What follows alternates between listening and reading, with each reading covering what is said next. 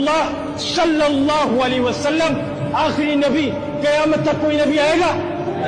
قیامت تک کوئی نبی آئے گا؟ قیامت تک کوئی نبی آئے گا؟ اب دین کو کون پھیلائے گا؟ میرا باپ پھیلائے گا یا تمہارا باپ پھیلائے گا یا کوئی عالم دین یا کوئی مفتی ممبر پر بیٹھ کر دین کو پھیلانے کا حق رکھتے؟ اللہ نے یہ ذمہ داری ان کے ذمہ لگا دی، ہم لوگ بریو ذمہ ہو گئے. ایسا ہے میرا بھائی؟ نہیں میرا بھائی، ایسا ہرگز نہیں ہے.